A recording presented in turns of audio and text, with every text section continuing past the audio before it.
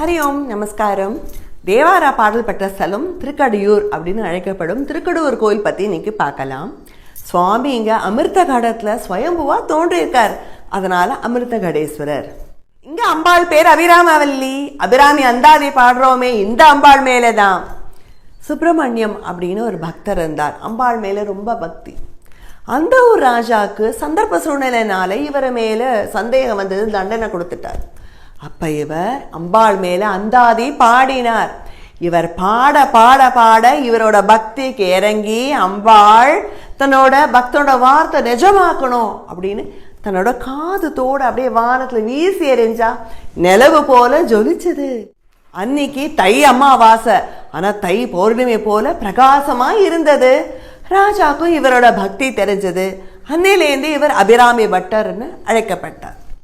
சிவபெருமானோட அஷ்ட வீரட்டா நட்சத்திரங்களில் இதுவும் உண்டு. அதான் வீர தீர செயல்கள் புரிஞ்ச இடம். மிருகண்டுன்னு ஒரு ரிஷி இருந்தார். அவர் குழந்தை வர வேண்டி பகவானை பிரார்த்தனை பண்ணார்.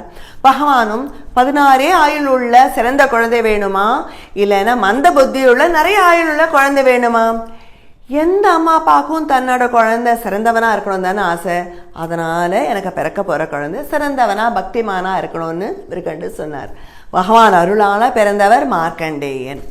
மார்க்கண்டேயனுக்கு 16 வயது முடியும் போது இங்கே உள்ள சிவபெருமான் அப்படியே கட்டி பிடிச்சுட்டார். அப்போ யம பாசம் மார்க்கண்டேயரை தாண்டி சிவபெருமான் மேலேயும் விழுந்தது. பகவான் அப்படியே கால சம்ஹார மூர்த்தியாக தோன்றினார். யமனை அடக்கினார். மார்க்கண்டேயருக்கு என்றும் 16 அப்படின்னு அருள்.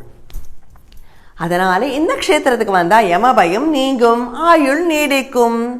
அதனால தான் எல்லாரும் ஆயுஷோமம், ஷஷ்டி அப்த பூர்த்தி, பீமரத சாந்தி, சதாபிஷேகம்லாம் இந்த க்ஷேத்திரத்தில் பண்ணிக்கிறது வழக்கமாக வச்சுருக்கா.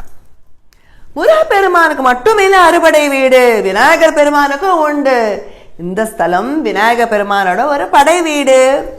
இங்கே பிள்ளையார், கள்ளவாரண பிள்ளையார் தன்னோட துதிக்கையில் அமிர்த கலசத்தை வச்சுட்டு இருக்கார். இந்த ஊரில் 2 நாயன்மார்கள் வாழ்ந்தா. காரி நாயனார், குங்குலிய கலைய நாயனார். குங்குலிய கலைய நாயனாருக்கு பகவானுக்கு குங்குலியை சமர்ப்பணம் பண்ணணும்னு ரொம்ப ஆசை. தினம் சமர்ப்பணம் பண்ணியிருந்தார். அவரோட சொத்து முழுக்க கரைஞ்சது. கடைசியில் அவரோட மனைவியோட திருமாங்கலியை முதற்கொண்டு வைத்து குங்குலியை வாங்கி பகவானுக்கு சமர்ப்பணம் பண்ணார். பகவான் அவரோட வாழ்க்கையிலையும் ஒரு லீலை பண்ணார். இவ்வளோ சிறப்புடைய இந்த கோவில் எங்கே இருக்குது? மாயவரத்துலேருந்து ஒரு 23 கிலோமீட்டர் தான். நம்ம கும்பகோணம் மாயவரம் போகும்போது இந்த க்ஷேத்திரமும் போய் பகவானை தரிசனம் பண்ணலாமே. ஜெய் சீதாராம்.